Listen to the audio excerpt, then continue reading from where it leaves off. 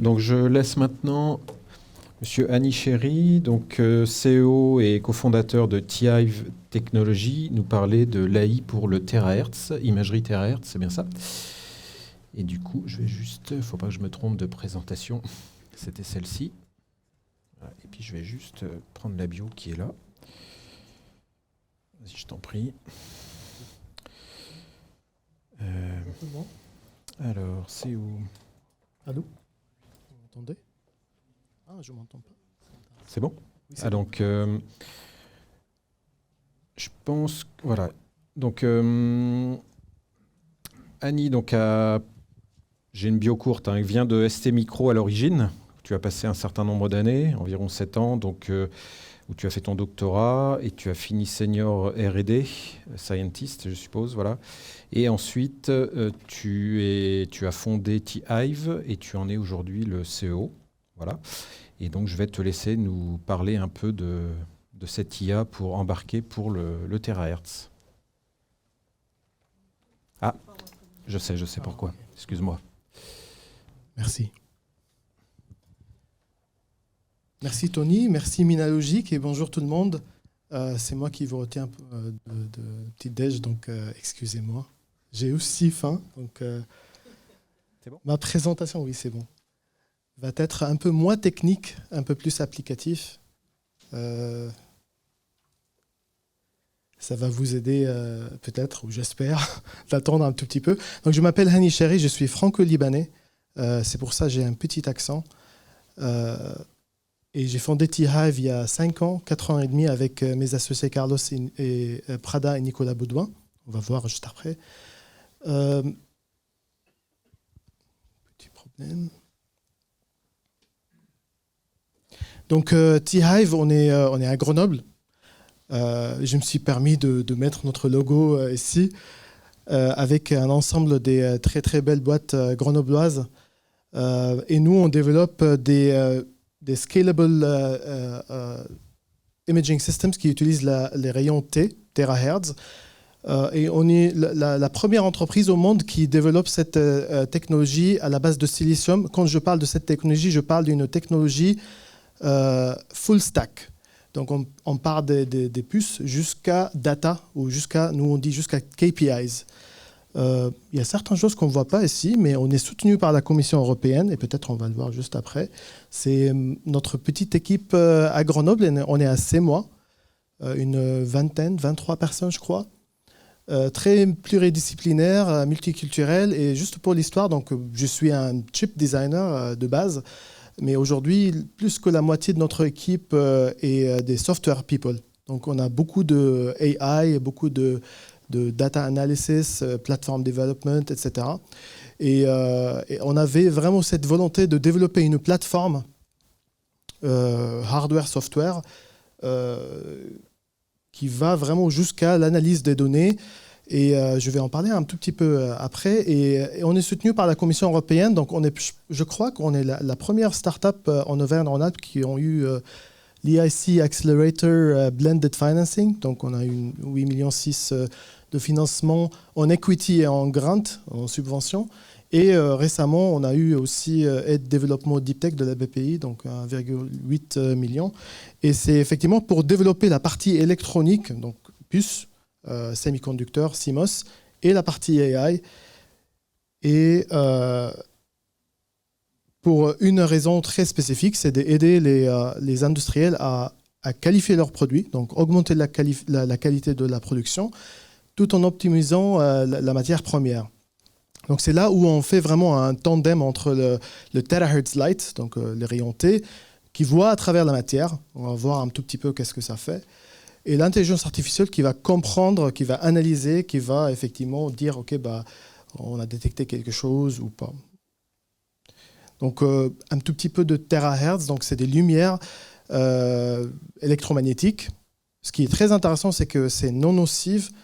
Par contre, nous, on ne le voit pas, donc nos yeux ne sont pas optimisés pour voir le terahertz. On a la possibilité avec le terahertz d'interagir avec la matière. Et cette interaction donne lieu aux applications. Donc on va pouvoir, par exemple, détecter des contaminants au sein d'un objet. On va pouvoir mesurer l'humidité, le taux d'humidité. Tout est vraiment dans l'invisible, donc c'est vraiment à l'intérieur des objets. Mais on va pouvoir aussi quantifier la matière première. Donc, le taux d'absorption est en relation avec la quantité de la matière première. On va pouvoir aussi détecter s'il y a des défauts, pas que des contaminants, mais aussi des défauts, donc une structure qui n'est pas correcte, par exemple.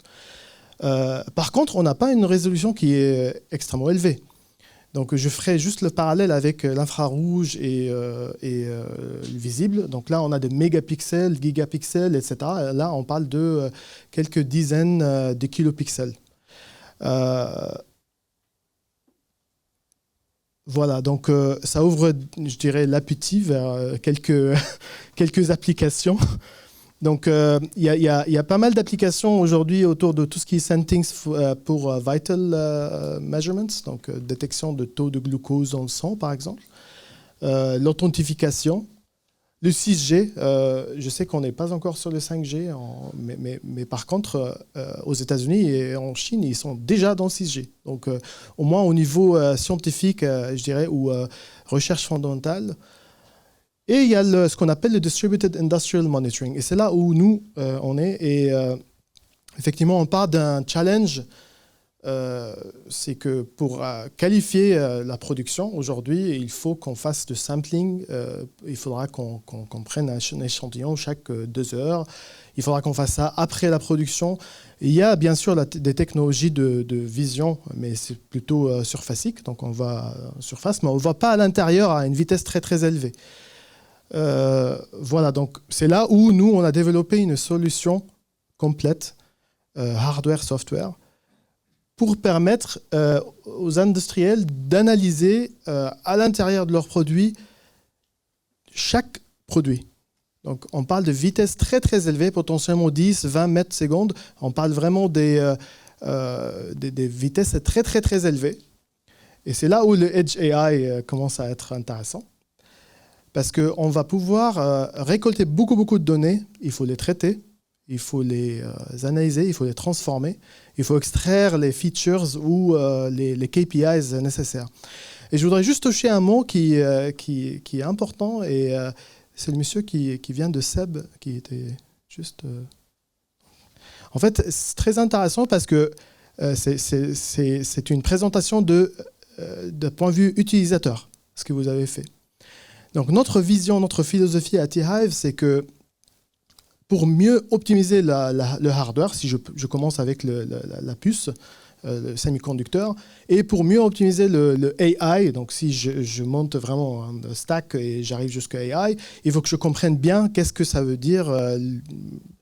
En fait, il faut que je comprenne mieux l'utilisation chez l'utilisateur. Et ce qu'on s'est rendu compte en faisant ça, c'est qu'il y a 2 types d'utilisateurs. Donc, il y a nos clients à nous, donc ceux qui vont l'utiliser. Donc, il y a des opérateurs, il y a des ingénieurs, des process, il y a des managers, line managers, etc. Mais il y a aussi les clients de nos clients, donc avec qui nous, on n'interagit pas. Donc, pour nous, on commençait avec cette philosophie. Il faut comprendre qu'est-ce que l'end-user doit gagner et c'est quoi les enjeux de nos clients. Et on revient en arrière, et c'est comme ça qu'on avait construit notre plateforme. Donc on disait que ça doit être une plateforme scalable, mais ça doit être user-centric. Et c'est là où il y a une vraie difficulté, parce que ça veut dire quoi pour un chip designer CMOS mesurer la qualité d'une couche de bébé? C'est un vrai challenge. Donc, nous, d'un point de vue semi-conducteur, bah oui, c'est la performance, il faut que ça roule vite, il faut que ça low power, etc., etc.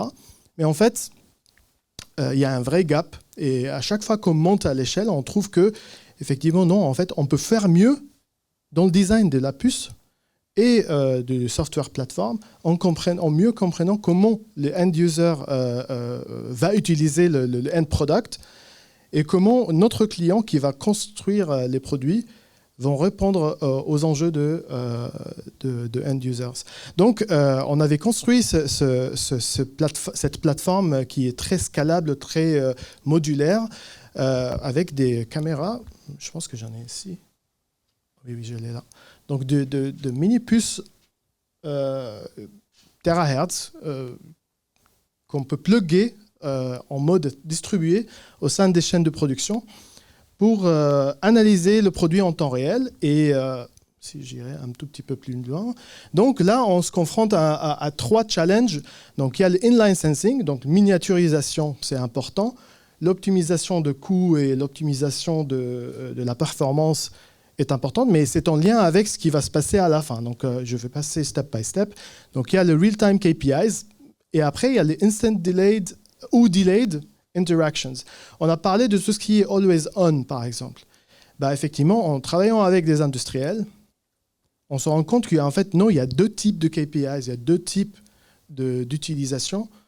Il y a tout ce qui est alerte, il y a tout ce qui est real-time, always on, mais il y a aussi tout ce qui est long-term trends, donc des trends, de l'analyse un peu plus long-term. Donc c'est ça ce qui nous avait guidé quelque part pour construire cet équilibre entre le edge computing et le cloud computing. Donc aujourd'hui, on avait développé la solution en hybrid entre edge et cloud. C'est pas parfait parce qu'il faudra qu'on voit combien il faut vraiment mettre dans le edge, mais on voit qu'effectivement, ça marche mieux quand on a ces outputs qui sortent de la chaîne de production et qui alimentent les opérateurs en real time. Et en même temps, on n'a pas besoin de tout analyser en real time parce que effectivement, peut-être le manager, il va regarder ça le soir ou demain matin. Donc, il y a certains data qu'on va mesurer a posteriori. Voilà, donc ça, c'est la puce terahertz. Elle est toute petite. Il y a 2 puces, donc une puce terahertz, une puce caméra et une puce source, à plusieurs centaines de gigahertz. Et s'intègre seamlessly. Donc, l'idée, c'est de la mettre au sein des chaînes de production avec tout un système de computing en mode distribué avec des frames per second qui dépassent les kiloframes per second. Et on génère de terabytes de data. Donc, encore, c'est là où la vraie question. Donc, est-ce que tu as besoin de stocker toute cette information on the cloud ou pas? Donc, voilà. Donc, la plateforme, à la conception, doit être capable de s'adapter à ce besoin, de mettre une partie sur le cloud ou toute la partie sur le cloud ou 50-50 ou 60-40, etc. Je voudrais juste un petit clin d'œil pour le SOI, parce que le SOI aussi, ça va nous guider quelque part, je dirais, dans une direction plutôt positive aussi pour la partie puce, non seulement pour le computing, mais aussi pour les sensing. Parce qu'en améliorant certaines performances dans le sensing, on va pouvoir alléger un tout petit peu le besoin de calcul au niveau computing. Donc, par exemple, le FDSOI va nous permettre, au niveau terahertz, de monter en fréquence. Ça va nous permettre aussi d'améliorer le niveau SNR, donc le signature bruit. Donc, ça veut dire qu'on va avoir des frames qui sont plus clean quelque part. Donc ça, c'est quelques exemples de SOI Tech. Donc la plateforme, ce que je viens de mentionner, donc il y a tout un ensemble de cleaning de data, donc de image processing, il y a tout un ensemble de conversion on the edge de data terahertz en KPIs. Je vais juste te donner quelques exemples après, comme ça on va voir qu'est-ce que ça veut dire. Et voilà, donc aujourd'hui on s'adresse à, j'ai parlé des couches de bébés, il y a produits hygiéniques de femmes, donc c'est des vrais problèmes et on va voir que c'est des problèmes énormes à traiter. Il y a le marché de luxe, l'automotive, il y a aussi le marché pharmaceutique, avec des matériaux qu'on peut adresser de type textile, technique, cuir, plastique, composite. Et aujourd'hui, avec cette plateforme, après quelques mois, on a réussi à mesurer plus que 25 millions de produits. On parle vraiment non-stop. Ça, c'est always on, mais 25 millions de produits qui sont mesurés sur une chaîne de production. Et là, je vais vous donner juste l'ampleur de ce qu'on peut faire avec ça, parce qu'il y avait cet exercice d'impact CO2. Effectivement, je pense que ce co-design, donc cette réflexion plutôt holistique, systémique, est importante de le mener dès le début, parce que ça va nous permettre aussi de voir, peut-être, il y a certaines décisions qu'on peut prendre au cours de notre design qui vont avoir un impact plus élevé ou moins élevé. Donc, par exemple, pour les produits d'hygiène des femmes, donc, à l'intérieur, on voit ce... Donc ça, c'est comme si c'est une image X-ray de ce qu'il y a dedans, avec cette puce. Avant, ça a été destructif. Aujourd'hui, c'est non destructif. Donc, c'est en temps réel. Chaque produit. Avant, ça a été chaque 2 heures, on prend 5-10 échantillons. Aujourd'hui, on mesure chaque semaine 2 millions de produits. Donc, mais est-ce que ça sert à quelque chose de mesurer 2 millions de produits par semaine ? Bah, effectivement, on a fait cette étude. Aujourd'hui, on trouve que en analysant en temps réel, en real time, le produit spécifique, là, le produit hygiénique, par exemple, on va pouvoir, à l'échelle mondiale, épargner, en optimisant 1 gramme de polymère, 1 gramme de polymère, ça va donner lieu à une optimisation de 0,5 million de tonnes de plastique. Donc, c'est un impact très très élevé. Ça veut dire quoi, les 0,5 millions de tonnes? Donc, on l'avait transformé avec... c'est très debatable, ça peut être plus élevé, ça peut être autour de ce chiffre. Donc, c'est à peu près 2,5 millions de tonnes de CO2 émis sur un produit. Donc, un produit au niveau mondial, bien sûr. Donc, ça veut dire que c'est des impacts. Mais encore, qu'est-ce que ça veut dire aussi? Donc, nous, on a essayé de comparer par rapport à une voiture qui va conduire de la Terre jusqu'à... Ah non. Ouais, chaque année, on va pouvoir avoir cet impact. Et ça, c'est sur un produit. Donc, un produit, je veux dire un type de produit. Donc, les produits hygiéniques. Donc, on va gratter 1 gramme de polymère worldwide pendant une année. Bah, effectivement, qu'est-ce que ça fait en voiture aller-retour de la Terre au Soleil? Bah, effectivement, ça fait 75 allers-retours de voiture. J'ai le chiffre exact en kilomètres, mais et je pense que ça, c'est pour 100 kilomètres par... non. 100 grammes par kilomètre ou quelque chose comme ça. Oui, donc c'est même optimisé. Donc on peut avoir un impact beaucoup plus élevé. Donc ce que je veux dire par rapport à ça, c'est que nous, on croit que c'est très important de mener la conversation ou l'analyse de l'impact économique et écologique en même temps, parce que ça va nous permettre aussi de voir comment on peut optimiser certaines choses. Donc, c'est là où je reviens vers les KPIs. Donc, nous, on est très user-centric. User-centric, ça veut dire quoi? Ça veut dire l'opérateur, il est dans un milieu de production très, très, très difficile, beaucoup de bruit. Il n'a pas envie de regarder toutes les données. Vraiment, ils n'ont pas envie. Donc, ça veut dire qu'il faut qu'on puisse digérer cette information et ça revient vers cette simplification de données.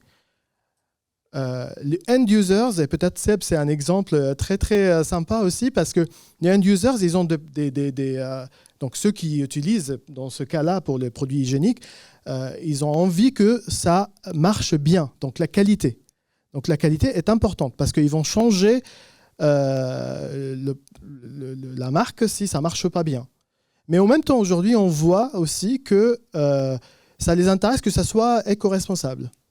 Donc voilà, donc, en faisant ça aussi, en optimisant aussi notre design, entre guillemets, et l'impact de notre design pour les producteurs, on va pouvoir collectivement, donc, avec les producteurs et aussi avec les utilisateurs, donc les end users, d'avoir une conversation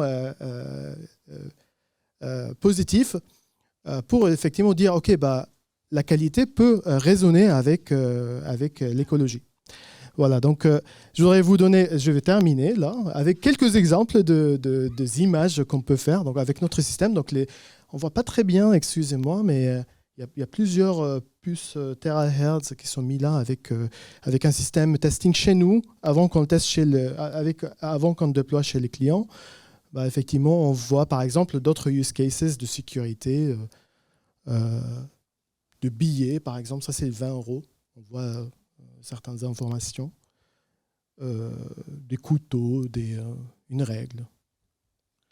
Voilà, pour plastique composite, on peut voir à l'intérieur du plastique, le tabac aussi. Donc, on peut voir aussi, analyser le produit à l'intérieur, l'humidité. Donc voilà, exemple d'humidité. Et c'est tout. Donc, c'est bon appétit à vous.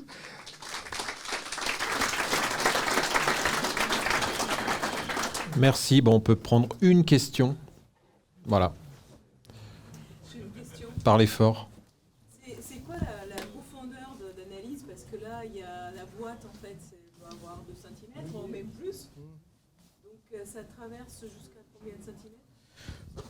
Très bonne question. Ça dépend de la matière, donc c'est très facile de mon côté de dire ça. Mais effectivement, par exemple, pour le plastique, on peut traverser plusieurs centimètres. En optimisant optiquement notre système, on peut traverser même dizaines de centimètres. Après, pour le textile, par exemple, aussi, on peut avoir une épaisseur plus élevée. Donc, ça dépend des matériaux qu'on inspecte. Oui. Voilà, merci.